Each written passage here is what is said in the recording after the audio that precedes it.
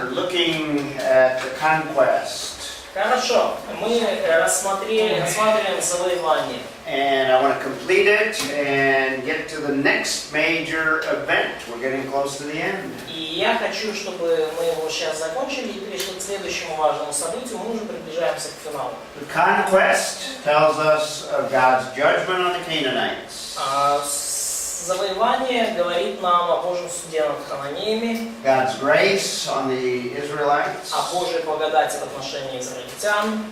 And the severity of it kind of gives us a preview of what God's going to do in final judgment. И суровость этого наказания – это пример того, что Бог сделает во время финального суда над землей. But the judges are going to show us the nature of man and man's inability.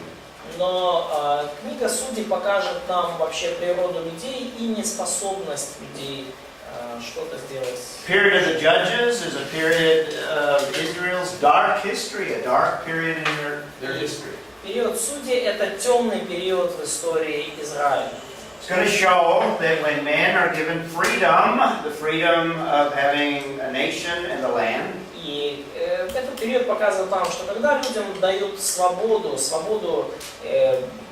быть нацией, свободу жить на земле, man cannot handle that freedom without some restraint.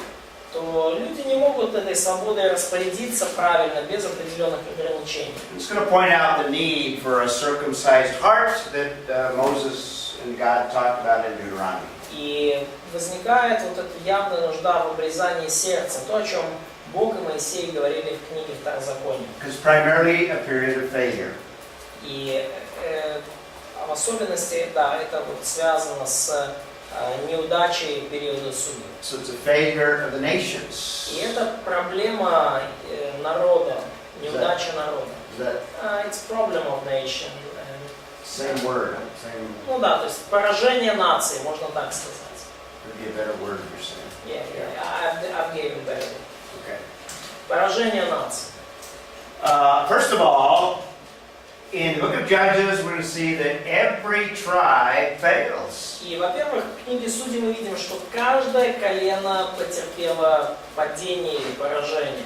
For example, in Judges chapter 1, Например, в книге Судей в 1 главе we have a record of what took place after the events of the book of Joshua. у нас есть запись событий, происшедших после после книги Иисуса Навина. Oksana, read verse 1. Прочитай 1 стих. Judges 1:1. Судьи 1:1. Приставився по смерті Ісуса і питалися Ізраїлеві сини Господа, говорячи, хто з нас вийде спереду на хананянина, щоб воювати з ним? Okay, it gives us the time frame after the death of Joshua. И вот это нам указывает временные рамки, да, то есть после смерти Иисуса Навина. Galia, read verse 21. Notice tribe of Benjamin. Галя, прочитай, пожалуйста, стих 21. 21 главу. А євусеянина, мешканці Єрусалиму, не вигнали Веніамінові сини. І усім євусеянин із Веніаміновими синами в Єрусалимі, і сидять тут аж до цього дня. So, the tribe of Benjamin did not drive out the Jebusites. То есть колено Вениаминова не изгнало Иусеев. And in fact, they're going to live with the tribe of Benjamin. И по сути они сейчас живут в Иусее вместе с коленом And Вениаминова. that's going to produce that corrupting effects of the Canaanites. И это произведет вот такое расливающее воздействие хананейское на израильтян. Katya, read 27. И давайте прочитаем Катя 27 стих, пожалуйста. И Манасия не выгнали жителей Бефсана и зависящих от него городов, Панааха и Okay, зависящих... that's far enough. Manasseh did not take possession, and it gives a list of cities. То есть Манасия не выгнал, да, вот этих жителей и вот перечисленных городах. Similar 29, verse 29, Sergey. И похожая ситуация в стихе 29. И Ефрем не изгнал хананеев, живущих в Газере, и жили хананеи среди них в Газере. So again, Ephraim and Masha 30, Zebulun. Да, видно снова Ефрем, Маша, 30 стих, прочитай про Завулона. И Забулон не изгнал жителей Китрона и жителей Наглова, и жили хананеи среди их и платили им дань. Notice they didn't drive them out, and the Canaanites lived among them. И, то есть, мы видим, что они их не выгнали, и хананеи жили среди них. And we have the same thing with Asher, we have the same thing with Naphtali. Та же ситуация с Асиром, с Лефаимом. We have the same thing with the tribe of Dan. Та же ситуация с Дановым коленом. So we could say every tribe failed. То есть можно сказать, что каждое колено провалилось, не сделали того, что надо. And what God does is He raises up the enemies that are around the tribes or the local enemies. И что Бог делает? Он поднимает на них вот местных врагов. And instead of God protecting them because they're disobedient to what God commanded, И вместо того, чтобы защищать их, теперь по причине их непослушания Божьему повелению, He allows these weak enemies to defeat them and to basically oppress them. Он позволяет вот этим слабым местным врагам побеждать их и господствовать над ними, угнетать их. We're going to see the same problem, the cycles of sin again. Мы увидим ту же самую проблему вновь, это циклы греха. Turn to chapter 2 and notice the cycle of sin in beginning in verse 11. Откройте, пожалуйста, 2 главу, и в начале 11 стиха мы увидим начало этого цикла греха. Vitaly, read 11 and 12. This is the evil of Israel. Вот зло Израиля. Израильтяне стали творить зло в глазах Господа и служить валам. Они оставили Господа, Бога своих отцов, который вывел их из Египта, последовали за богами народов, которые были вокруг них, и стали поклоняться им. Они гневили Господа. Okay, so what is the evil of Israel? В чем было зло Израиля? Непослушание. Disobedience конкретнее. Yeah, specifically disobedience in general. So they serve Baal. Idolatry, yes. Идолопоклонство. Okay. Read 14 and 15. Читай, пожалуйста, Оксана. 14-15, Оксана. І запалив Господь гнів на Ізраїля, і він дав їх у руку грабіжників, і вони їх грабували. І він передав їх у руку навколишніх їхніх ворогів, і вони не могли вже стояти перед своїми ворогами. У всьому, де вони ходили, Господня рука була проти них на зло. Як говорив Господь, і як заприсягнув їм Господь, і він дуже їх тиснув. Okay, so God delivers them to their enemies. То есть Бог их вывел, Бог не... God delivered them Yeah. from enemies. Into the hands of the enemies. Да, то есть Бог их, по сути, привел в руки их врагов. It's wrath, the anger of the Lord burned. Это вот уже возгорелся, мы видим гнев Божий на них. God is fulfilling what He promised in Deuteronomy 28. He Бог исполняет то, что Он обещал им в Второзаконии would 28. not defeat their enemies. Он не дает им поразить их врагов. And then He would raise up a judge after some discipline. И после вот этого периода наказания восстает судья. You want to read whose turn? Galia 16. 16 стих, да, прочитай, пожалуйста. І поставив Господь суддів, і вони рятували їх від руки їхніх грабіжників. Okay, and verse 17, they still didn't listen. И они в 16 стихе мы видим, все равно они не слушают. And from the judges, God would give them a period of deliverance. И благодаря судьям, то Бог является и обеспечивает им избавление. Read verse 18, Katya. Стих 18. Когда Господь воздвигал им судей, то сам Господь был судьёю и спасал их от врагов их во все дни судьи. Ибо жалел их Господь, слыша стоны и угнетения от притеснявших их. Okay, we don't need to read the rest of the book because the rest of the book is summarized in verses 11 through 19. И нам не нужно читать остаток книги, потому что вся книга, по сути, суммирована в стихах с 11 по 19.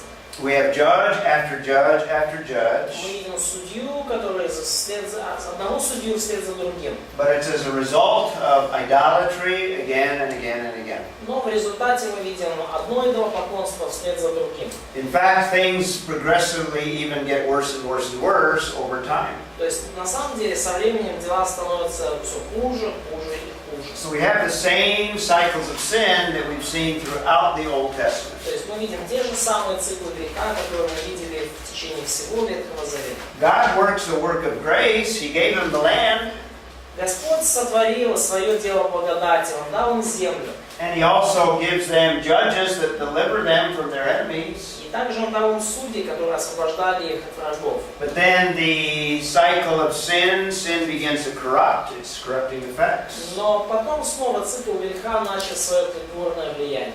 God patiently endures their sin, И Бог снисходительно терпел их грех, and when sin reaches its full corruption, и когда их развращение достигало финальной, крайней точки, God intervenes to judge or to save.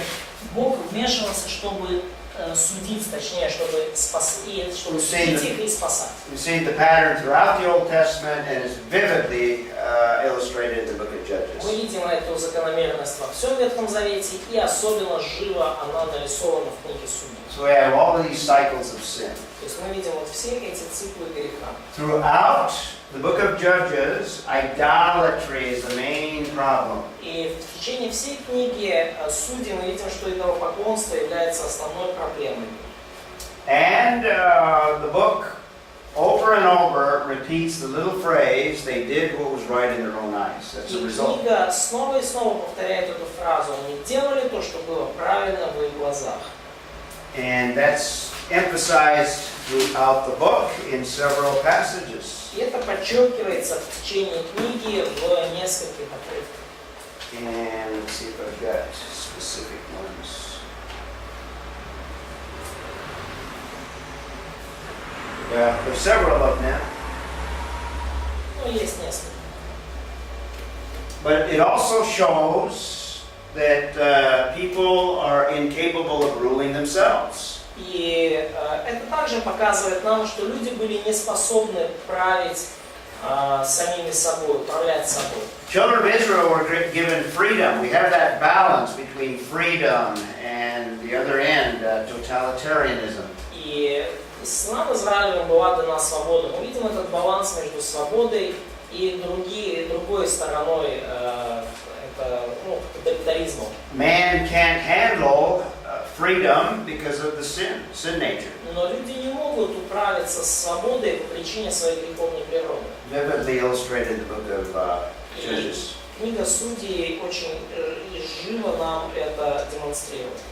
And a final implication, И последнее применение. it shows the need for a king. Эта книга показывает нужду в царе. And there's some passages we can look at there. И есть некоторые отрывки, которые мы можем здесь рассмотреть. Let's see, whose turn? Masha? Your Чья turn? очередь? Or Sergey? Sergey? Маша, Сергей. Yeah. Sergey, chapter 17, verse 6, Judges. Судьи 17:6.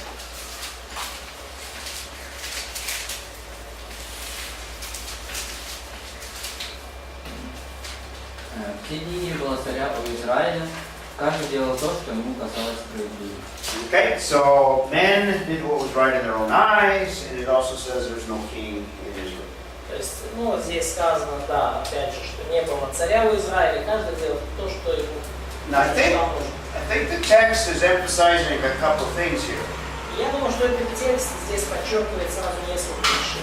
Remember, God wanted to be their king, Помните, что Бог хотел быть их царем, but they had rejected God. но они отвергли Бога. So there's no king because they had rejected the one God that could help them. Потому что они нету царя, потому что они отвергли Бога, который хотел быть их But it царем. also prepares us for the next phase in Israel's history, Но это также готовит нас к следующей фазе в истории Израиля, where God will provide a king. когда Бог обеспечит им царя. So the book of Judges keeps reminding us that there was no king in that day.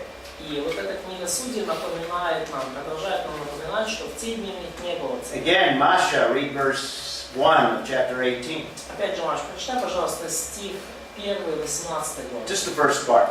Первую часть. В те дни не было царя у Израиля.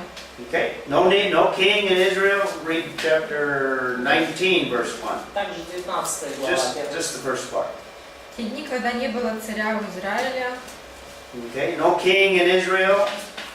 Не было царя у Израиля. And Vitaly, read the very last verse of the whole book. И, Виталий, прочитай, пожалуйста, последний стих всей книги. This would be chapter 21, verse 25. 21 глава, 25 стих. В те дни в Израиле не было царя, и каждый делал то, что считал правильным. So everyone did what was right in their own eyes, so they can't handle liberty. То есть каждый делал то, что ему казалось правильным, то есть со свободой они управиться не могли никак. Can't handle freedom, Не могли они эту свободу употребить. and there's a need for a king. И потому нарисовалась нужда в царе. So those are the main implications of the conquest, and at the end there, the book of Judges. И вот это основные выводы из завоевания и также из последующей книги Судей. An application that we can draw, in fact, И применение, Katya которое можно alluded to this earlier, вывести из этого, и Катя уже это озвучивала раньше, is concerning you and I. God cannot, or God will not, God's will not be done in the flesh. И для нашей жизни это значит, что Божья воля не может быть осуществлена по плоти. The flesh is expressed in Judges in that they did what was right in their own eyes. Плоть хочет делать того, что верно в наших глазах. But in the New Testament, we are to walk by the Spirit. Но в Новом Завете мы видим, что мы должны поступать по Духу. So that looks at the conquest. И вот это вот касательно завоевания. Мы закончили. In the time that we have remaining, let's look at the next major event. За оставшееся время давайте посмотрим еще одно важное событие. And obviously we'll complete this tomorrow. И очевидно, что мы завершим его уже завтра. But let's get a start on it and see how far we can get. Ну давайте начнем и посмотрим, как далеко мы сможем зайти.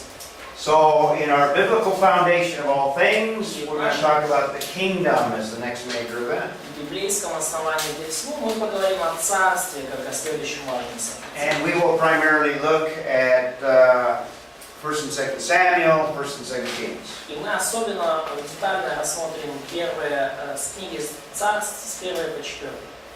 And we just saw from the book of Judges, there was no king. И мы видели уже из книги, в книге Судей, что не было царя у Израиля. So we're going to be introduced to this period of the kingdom. То есть вот таким образом мы переходим к периоду царств. And again, let me remind you, we have everything leading up, everything preceding is foundational. И разрешите мне снова напомнить вам наше основание. Creation, foundation to everything. Сотворение – это основание для всего.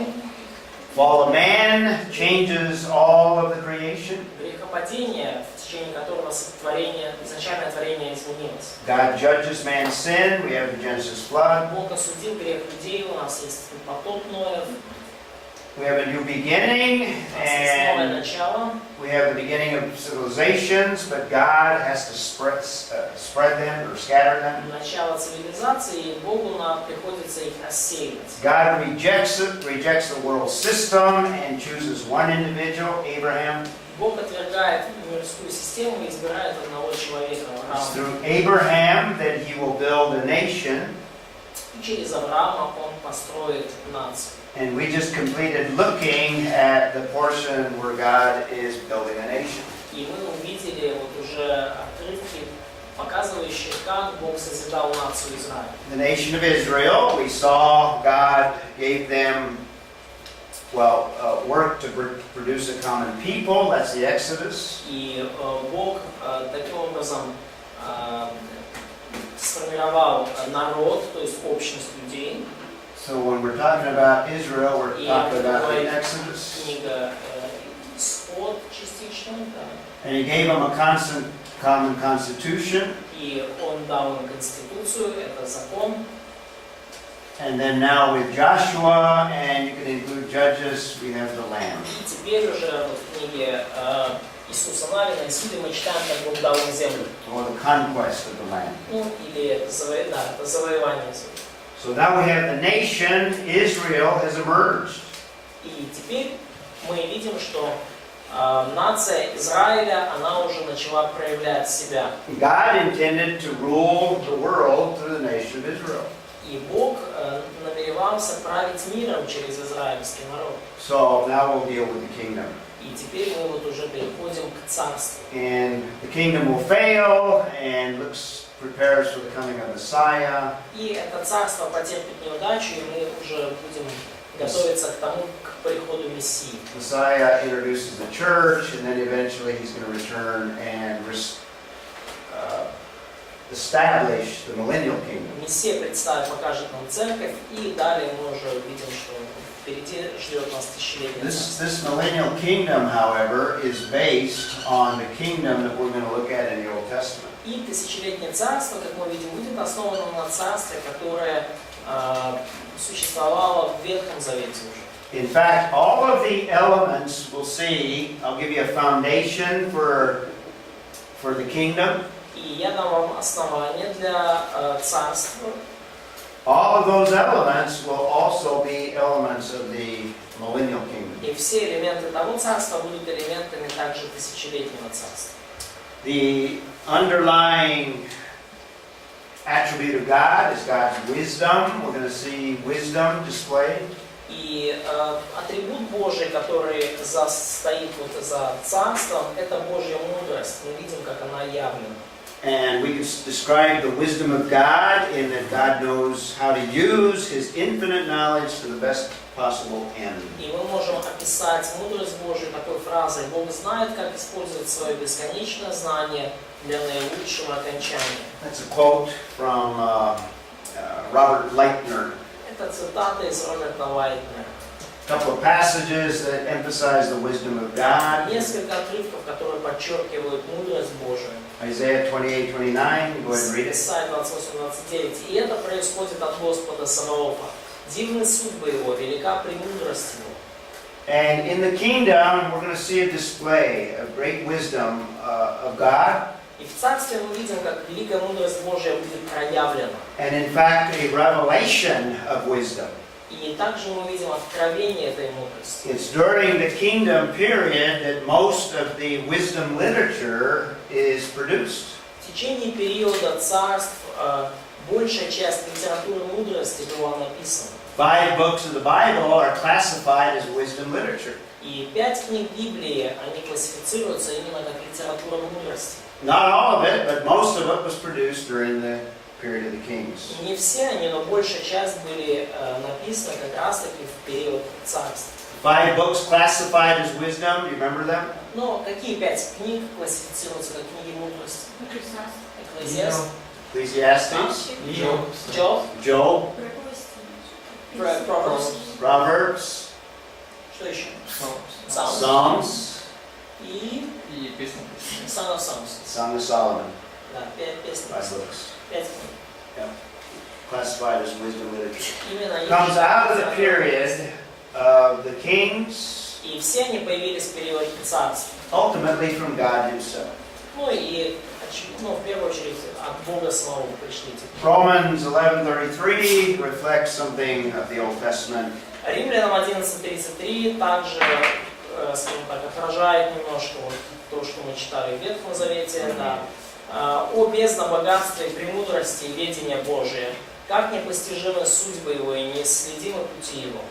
Okay, so we're going to see how God wisely brings about the kingdom. Мы увидим, как Бог своим премудрым образом приводит в действие царство. So the next major event that we have is the kingdom, and it's about 1,000, a little bit before 1000 BC. Следующее важное событие, которое мы видим, это царство, и это примерно 1000 год до нашего. So we're almost, what do we have? 1, 2, 3, 4, 5, 6, 7, 8, 9 major И events. мы уже на 9-м важном событии. And actually I have 10 total, И всего or у меня, 11 total. ну и всего у меня их 11. But one of them you could consider part of the kingdom, because I'm going to talk about the destruction of the kingdom separately. Но одно из них вы можете рассматривать как также царство, потому что я отдельно поговорю о разрушении царства. Because there's some important things that take place as a result of the collapse of the kingdom. Потому что есть очень некоторые важные вещи, которые мы можем узнать из разрушения царства. So we'll talk about the destruction of the kingdom and then the return to the land of Israel after the exile. И мы поговорим о разрушении царства Израильского и затем о возвращении Израиля в землю после 70 лет плена. Those are the last events. Это последние события. So all of the Old Testament anticipates Messiah. И вот потому все ветхозаветные события, по сути, являются ожиданием Мессии. We have the origin of Israel. We already looked at that. Мы видим происхождение Израиля, мы уже на это смотрели. We just completed looking at the emerging of Israel or emergence of Israel. Мы только что закончили рассматривать появление Израиля как нации, Where they are a full nation in every sense. когда они стали полноценной нацией во всех смыслах. And that sets the stage for God to produce a kingdom of the nation of Israel. И это является подготовкой к тому, что Бог далее создает царство Израиля. This slide just expands this Roman numeral number 3. И следующий слайд, он просто расширяет вот эту римскую цифру So 3. this is Roman numeral number 3, Вот римская цифра 3, and I've got this on your outline. и это есть в ваших заметках. So A, we have, first of all, the United Kingdom. Итак, от пункта мы видим первый период, это объединенное царство. That's 1 Samuel 1 to 1 Kings 1, or however you get Это it. с первой царств до начала третьей царств. С 1 Kings 1 or 1 Samuel 1. yeah, I know, but 1 Kings 1 Yeah, because it'd be 1 Kings 1, but it's your third, whatever. Okay. Yeah. And first of all, we will deal with Samuel, who's not a king, И вначале мы видим Самуила, который он не является царем. but he's very, very important because he is the one that anoints the king, the first kings. Но он все равно очень важный человек, потому что он помазывает царей. Помазывает первого царя. Samuel, do you remember what Samuel is? Вы What помните, is Samuel in terms of position or... кто Самуил по своему положению, по должности? Судья и пророк. И judge and prophet. He's a prophet and a judge and even serves as a priest. Он пророк и судья, и даже служит как священник. But he's the last of the judges. Но он последний из судей. So we have a transition from the book of Judges into the first book of То есть Samuel. мы видим вот переход от книги судей к первую часть книги царств. And also as a prophet, now he is going to anoint this first king. И также, будучи пророком, теперь он должен помазать первого царя. Using our other timeline that gives us these periods, we have the origin of Israel. И вот используя вот эту нашу другую временную диаграмму, которую мы видим тут Emergence происхождение of Израиля, Israel. возникновение Израиля как нации. And now we have the kingdom of И Israel. вот теперь у нас есть царство Израиля. And again, it represents this period of time. И опять же, вот это царство, оно указывает нам где-то в этом промежутке времени. So I'm calling it a major event, but it actually covers a period of time. И я называю это главным событием, но оно, по сути, оно покрывает определенный период времени. So Samuel, in 1 Samuel 7, 3 through 4, И вот в первом царстве, 7 главе, 3-4 стихе, this is a very important passage. We probably need to look at it, and so let's read it. это We очень left важный off отрывок, и нам нужно на него взглянуть. in 1 Samuel. Let's read that chapter 7. Первое царство 7:3-4. Now the early chapters basically give us the birth and the early life of Samuel, kind of the background. И это единственная глава, где мы видим рождение и ранние годы Самуила. But chapter 7 is very, very important. То есть мы видим в предыдущих главах. Но глава 7 весьма важна. Read verses 3 and 4. Прочитай, пожалуйста. Самуил сказал всему дому Израиля: «Если вы обращаетесь к Господу от всего сердца, то избавьтесь от чужеземных богов и оставь. Отдайте себя Господу, служите только Ему, и Он спасет вас от руки филистимлян». И израильтяне избавились от своих валов и остав и служили только Господу. Okay, what do we have here? In fact, I have it summarized right Что мы здесь видим? Я это суммировал одним словом. Покаяние, наоборот. Repentance. We have a repentance or a return of the children of Israel to God. Да, мы видим покаяние, возвращение сынов Израилевых к Богу. They get rid of their idols. Они избавились от своих идолов. And we won't read these verses, but God is going to honor their obedience. И мы уже дальше не будем читать эти стихи, но мы видим, что Господь почтил их послушание. And He's going to give them victory. We see that in chapter 7, verses 7 through 8, and also verse 11. И Он дал им победу. Мы это читаем в стихах 7, 8, 7 главы, и также в 11 стихе. In fact, let's read verse 11. И давайте прочитаем 11 стих. Sergey, or Yura? Сам. Oksana. І повиходили Ізраїлеві люди з Міцпи та гнали филистимлян, і били їх аж під Бетка. Okay, and the reason I read that verse, it not only gives us the victory, Ну, причина, по которой я читаю этот стих, это то, что мы видим здесь победу. but in the photograph gives us the location where the victory took place. Ну и вот на фотографии это место, где эта победа случилась. Мицпа или Масив. So we have a very important shift here in the children of Israel. То есть мы здесь видим очень важный сдвиг в жизни сынов Израиля. And God is going to honor their obedience, but they still have some problems. Ну и Бог почтил, мы видим их послушание, но все равно у них остаются проблемы. Let's turn to chapter 8 because we have a very important passage there. Давайте откроем 8 главу, потому что там у нас очень важный отрывок. Galia, start reading 8:4. Галя, начни, пожалуйста, читать с 4 стиха. Зібралися всі Ізраїлеві старші і прийшли до Самуїла до Рами і сказали до нього: «Ось ти постарівся, а сини твої не йдуть дорогами твоїми.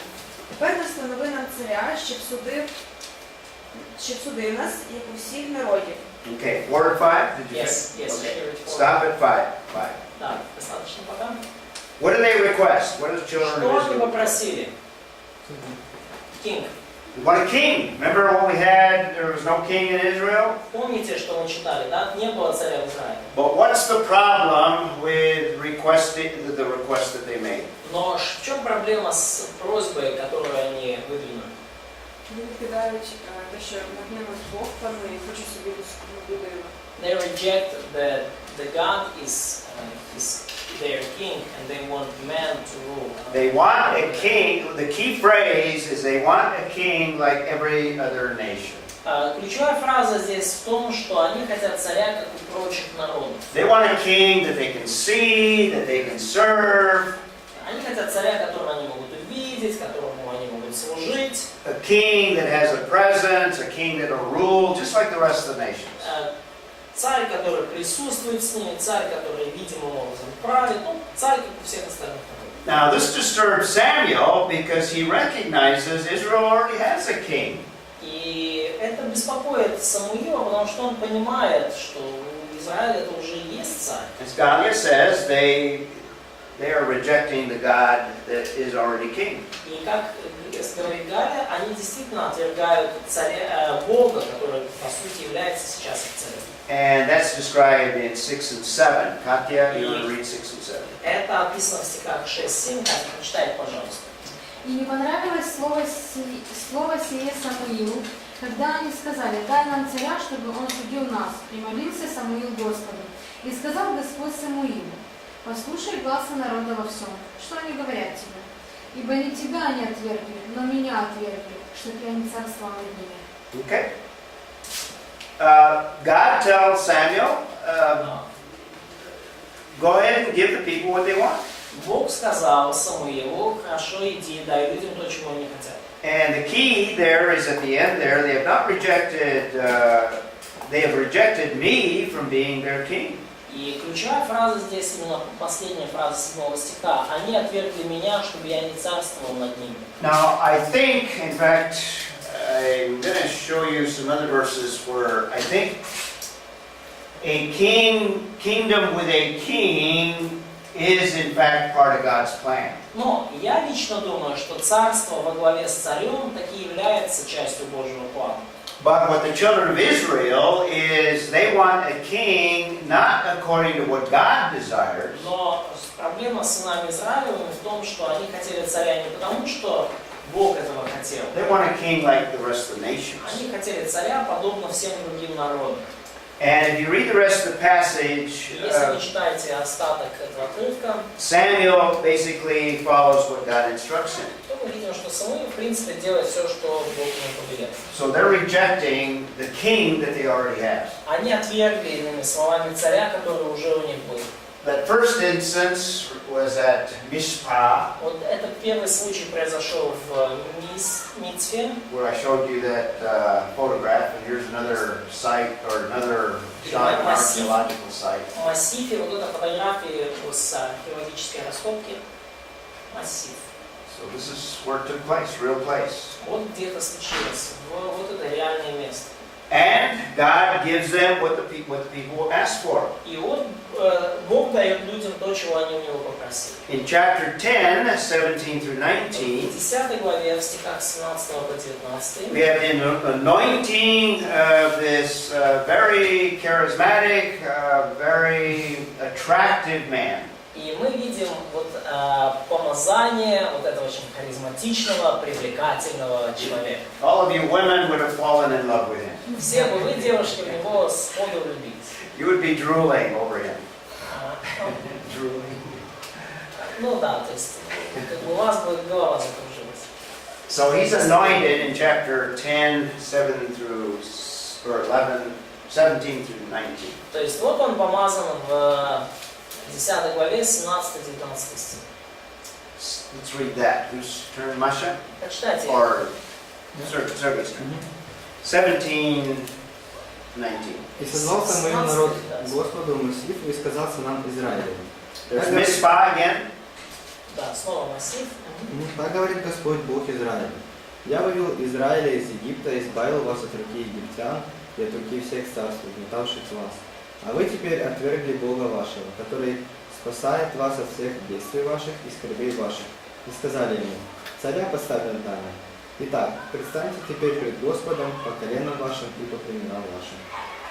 Okay, so actually that passage deals with the disobedience again. И этот отрывок снова говорит нам о непослушании. And in fact, Saul will be anointed. И Саул будет помазан. Actually, at the beginning,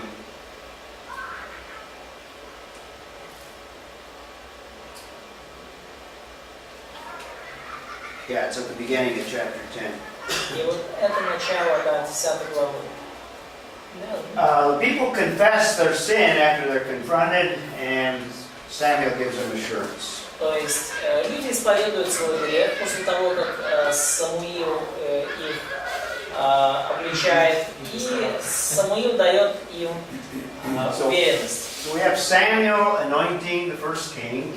И вот Самуил помазывает первого царя. And then we have Saul, who through chapter 9 through chapter 15, we have him reigning И вот мы as the видим sole king of Israel. Саула, который с главы с 9 по 15 правит как, такой единственный царь в Израиле. And a phrase that summarizes the reign of Saul И фраза, которая суммирует выбор, которая суммирует царство Саула, he's the king that the people desired, the people's choice. это царь, которого выбрали люди. And we probably ought to read Царь, chapter которого хотели выбрать. 15. И chapter 15. Chapter 15. Давайте прочитаем главу 15. Because this is very important. Очень важно. Masha, do you want to read 15, 17 through 19? Маш, прочитай, пожалуйста, 15 главу, с 17 по 19 стих. И сказал Самуил: «Немало ли ты был в глазах твоих, когда делался главою колен Израилевых, и Господь помазал тебя царем над Израилем. И послал тебя Господь в путь, сказав: иди и передай заклятие нечестивых амаликитян, и воюй против них, доколе не уничтожишь их. Зачем же ты не послушал гласа Господа и бросился на добычу, и сделал зло пред очами Господа?» Okay, so Saul proves to be disobedient. И Саул показал свое непослушание. Now, in the preceding passages, God promised that if Saul were obedient, he would honor him as king. И в предыдущих отрывках Господь пообещал Саулу, что если тот будет послушен ему, то Господь почтит и благословит его как In царя. fact, he would bless him. И он действительно мог бы, Господь И очень его- сильно его благословить. He would allow his kingdom to prosper. И он бы позволил его царству процветать. But he proves to be disobedient. Но Саул показал свое непослушание. So what happens in verse И 26? что случилось в стихе 26? Vitaly, you want to read that one? Это 15, да? 15-26, да. Так, ну Самуил сказал ему: «Я не вернусь с тобой. Ты отверг слово Господа, и Господь отверг тебя как царя над Израилем». Okay, and that basically repeats the end of verse 23 again. So we have it 2 times in there. И это, по сути, повторение конца 23 стиха. То есть мы видим, два раза повторяется эта мысль. God has rejected Saul as being king. Бог отверг Саула от царства. So what we have in the book of Samuel, И что мы видим здесь, в первой книге Царств? first of all, let's deal with this issue that it's God's idea to have a kingdom and even a king. Во-первых, здесь нам показывается, что это Божья идея, царство и цари. But it's not God's will that they have a king that is like everybody else, all the other nations. Но совсем не является Божьим замыслом иметь царя, как у прочих народов. And there's several reasons why I believe that God intended that this kingdom have kings. И я думаю, что есть несколько причин, по которым Бог хочет, чтобы у этих царств были цари. Now these kings would all serve as God's representative, И все эти цари могут служить как посредники Бога. much like Moses or much like Joshua. Ну, как это делали в свое время Моисей и Иисус Навин. But I think God intended that they have a human king.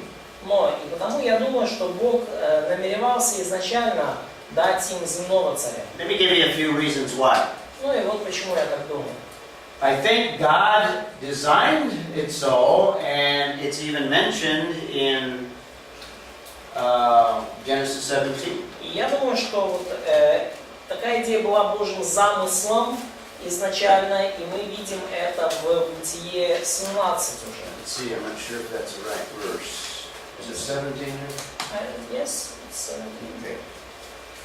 Notice in Genesis 17:6. Обратите внимание, Бытие 17:6. Oksana, do you want to go back all the way to Genesis? Oksana. And in fact, why don't we get everybody, Galia, read Deuteronomy 17. И, Галя, прочитай, пожалуйста, Второзаконие 17, verse. And we'll skip that one, but we'll have, Допустим, Судей. yeah, let's look at those 2 verses first. Давайте сначала на первые два посмотрим. First of all, Genesis 17:6. Бытие 17:6. І вчиню я тебе дуже плідним, і вчиню, що вийшли з тебе народи, і царі з тебе вийдуть. What do you notice in that passage? Что вы видите в этом отрывке? Бог обіцяє, що царі будуть. God promised that kings will come from Yeah. Abraham. He promised that there would be Обещал, kings. да, что будут цари. Now read verse 16 also. Но давайте прочитаем, пожалуйста, также стих 16. І благословлю я її, і теж неї дам сина тобі, і благословлю я її, і стануть із неї народи, і царі народів будуть із неї. Okay, from Sarah, God's going to bless her. Nations are going to come. И от Сары по Божьему благословению произойдут нации and kings. и цари. So God, I think, designed that eventually there would be a kingdom with human kings. И я думаю, что Бог задумал так, что рано или поздно появится царство в Израиле, где будут земные цари. In Deuteronomy chapter 17, И Второзаконие 17, let's read beginning in verse 14. начнем с 14 стиха. Галия 17, 14 and 15. Галия 14, 15 стих, 17 глава Второзакония. Remember, this is before they're even a nation, before they even take the land. И помните, что это еще даже до того, как они стали нацией, до того, как получили землю. Deuteronomy is preparing them to be a nation in the land of Canaan. Второзаконие готовит их к тому, чтобы они были нацией в земле ханаанской. So the Mosaic law gives instructions concerning a king. И закон Моисеев дает наставление касательно царя. Why would God give instructions for a king unless he intended to install a king? И зачем Богу давать наставления касательно царя, если он не намеревался ставить им царя? So read 14 and 15. Прочитай, пожалуйста, 14-15 стих. And notice it's looking forward, looking into the future. И обрати внимание, то есть обратите внимание, что это здесь Бог как бы заглядывает в будущее. Коли ти війдеш до того краю, що Господь Бог віддає тобі, і посядеш його, і осядеш у ньому, ти скажеш, нехай я поставлю над собою царя, як усі народи, що в моїх околицях. Поставлячи над собою царя, якого вибере Господь, Бог твій, конче спосеред братів своїх поставиш над собою царя. Не зможеш поставити над собою чоловіка чужинця, що він не брат твій. And notice verse 14 predicts exactly what happens in 1 Samuel 8. И обратите внимание, что стих 14 предсказывает совершенно точно то, что произошло в первом царстве 7. But notice the distinction in verse 15. Но обратите внимание на отличие в 15 стихе. You shall surely set a king over you, but whom the Lord your God chooses. Вы, значит, то тогда поставь над собой царя, но именно того, которого изберет Бог. So it's not a king that the people desire, like Saul. То есть это поставить нужно было не того царя, которого люди хотели It's поставить. not a king that is like all of the other nations. Это не такого царя, как у других всех народов. But it's a king that God chooses, and the next one will be the one that God chooses. И того царя, который будет избран Богом. И следующий царь таки будет избран Богом. And what we have in Judges 17, И что мы видим в книге Судей, 17 главе? that's that passage that we read, that there's no king in Israel. So there's a need for a king. И это тот отрывок, который мы уже читали, что не было царя в Израиле. То есть это нужда в царе. And in 1 Samuel 8, we have instructions that restrict the kings of Israel. И в первом царстве 8 мы видим наставления, которые ограничивают царя израильского. And there's other verses, beginning in verse 10 through the rest of the chapter, that tell us what kings are going to do in Israel. И другие стихи, начиная с 10 касательно того, что цари должны были делать в Израиле. So the kings are God's idea. In fact, that's my conclusion. И цари являются Божьей идеей, Божьим замыслом. Это мое заключение. Now, some Bible teachers disagree with that viewpoint. Но некоторые проповедники Библии, они не согласны с такой So точкой we зрения. have Saul, И вот мы видим Саула. but now we have a shift where we have the introduction of David. Ну а теперь у нас происходит дальше сдвиг, и мы уже на повествовании появляется Давид, Beginning in chapter 16. начиная с 16 главы. And in chapter 16, we have the anointing of David. И в главе 16 мы видим помазание Давида. And where are we in the reading? Так, где мы уже? Katya? А что прочитать нужно? Вот чуть-чуть. 16:1 and also 4. 16:1 и 4. Судей? С первого царства.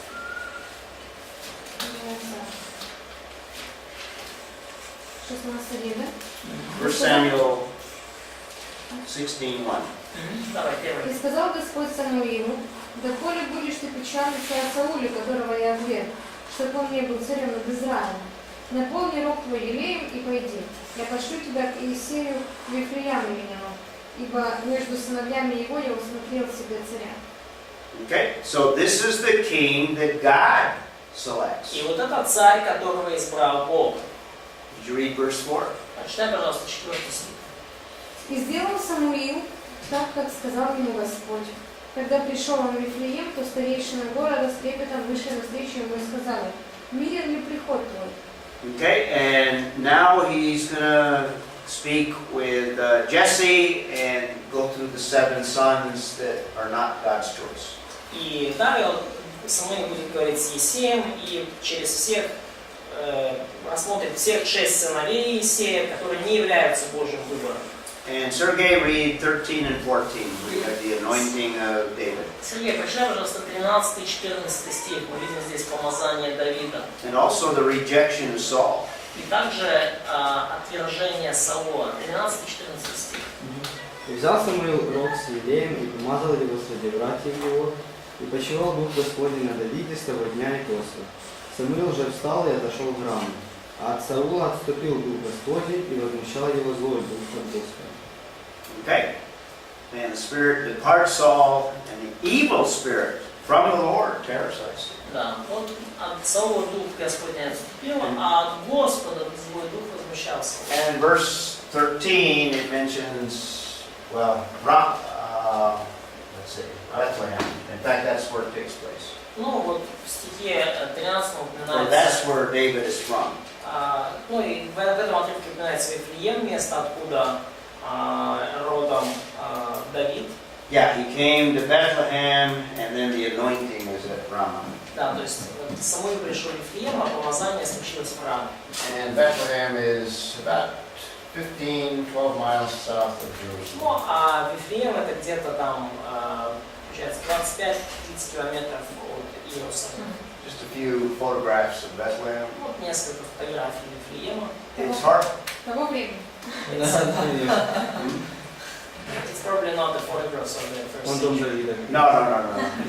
Not the first thing. I'm not that old. Я не настолько стар. Typical streets. It's in the West Bank under Arab control. Ну, вот это типичная улица. Это на восточном берегу под контролем арабов эта территория. It's a little harder to visit, but you can still make an arrangement to go to Bethlehem today. Немножко тяжело его посетить, но все равно можно так все устроить, чтобы попасть в Вифлеем. Chapter 17, we won't read the passage. You're familiar with the story of Goliath. Ну, глава 17 отрывок читать не будем. Вы все знакомы с историей Давида и Голиафа. But most of these chapters are demonstrating David as worthy of being Israel's king.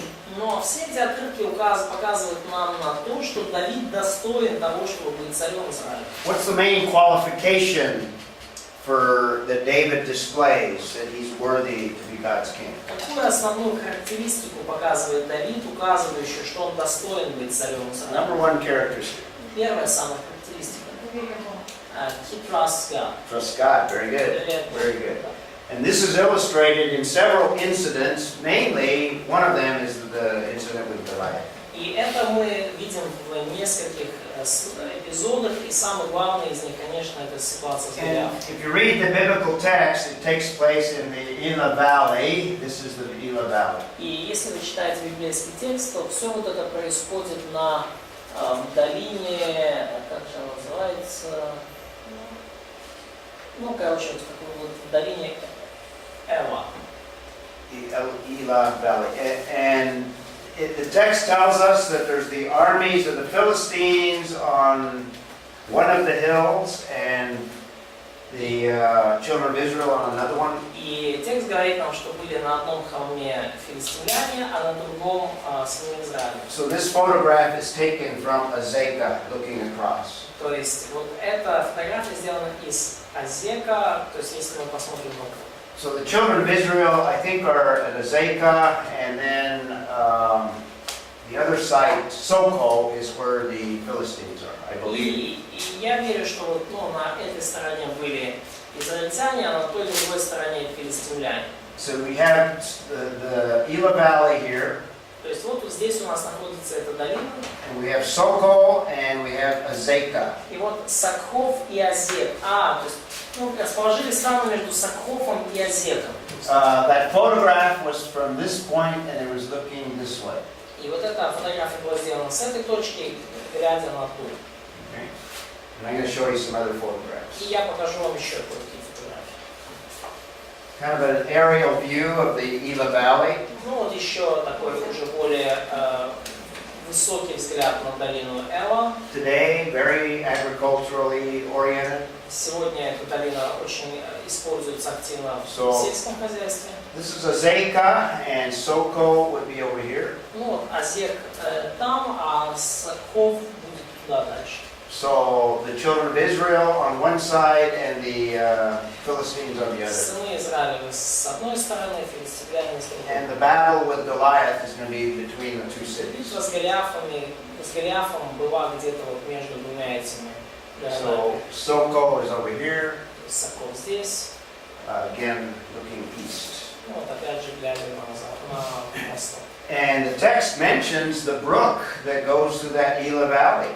И текст упоминает ручей, который шел через вот эту долину. Where David finds the stones that he uses. И там Давид нашел камни, которые использовал в сражении. And these students are looking for stones in the Elah Valley. И вот эти студенты, они ищут тоже камни возле этой долины. So another shot of the same place. То есть вот еще один снимок того же места. Yeah, it's probably a good place to stop, but Это, That наверное, whole хорошее story- место, чтобы остановиться. the story of Goliath shows that David is not only a warrior, Но вся эта история с Голиафом показывает, что Давид не просто воин, he's got great bravery, и он действительно, конечно, обладает очень огромной храбростью. he's committed to the nation of Israel, ready to give his life, И он посвящен израильскому народу, да, готов отдать жизнь за него. but mainly he's going to trust in God for the victory. Но самое главное, что в этом сражении он доверял Богу, что Бог And даст победу. God will describe David as a man after his own heart. И Бог описал Давида как мужа по его сердцу. So we'll talk about some other qualifications that qualify David when we return tomorrow. И мы поговорим о других качествах характера Давида, которые делали его достойным. Мы поговорим об этом завтра.